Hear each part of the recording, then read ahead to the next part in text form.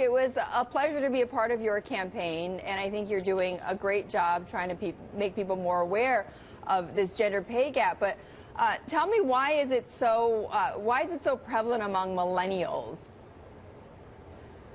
So one of the challenges that we're finding is that despite all the progress that has been made, there's still a very low level of awareness that the gender pay gap is still a challenge for this generation that's entering the workforce today.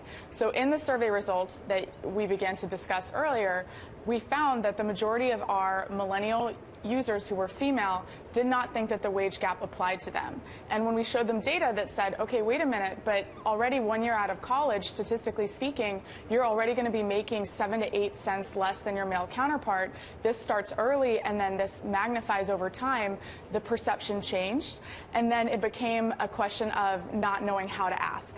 Right. So we found that then 66% of our members weren't sure exactly, how can I ask? What is the right way to do this? Am I going to lose the offer that's in front of me if I do this incorrectly? And harken back to some of the fears that you were mentioning in your office hour segment. Yeah, well, exactly. Okay, so what about this? Ellen Powell, of the famous case now against Kleiner Perkins, says, I'm at Reddit here, I'm the interim CEO, I'm going to just completely cancel and eliminate all salary negotiations. What about that solution?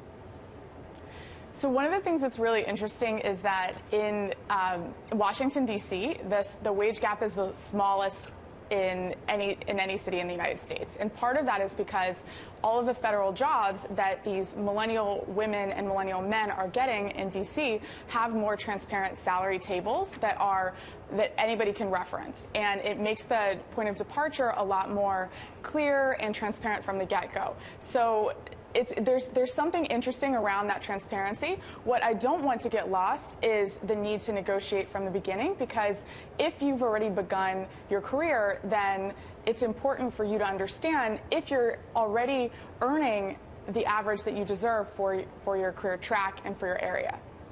Okay, so there are going to be several people on the other side, Caroline, who don't believe that this gender pay gap exists because there's widespread discrimination.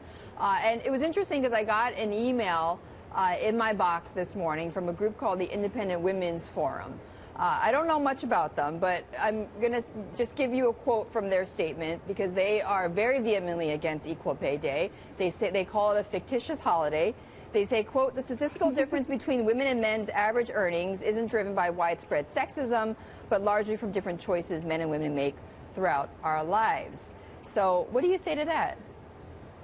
I think we have to be very careful what conclusions we draw from data.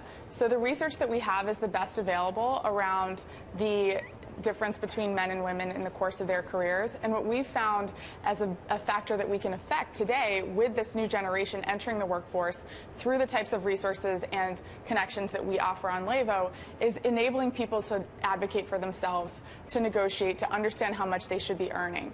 There is absolutely a piece of this that is institutional, but what we're really focused on is the individual and enabling the individual to be successful to the extent that that person can affect their own success and really come into a negotiation with the best foot forward.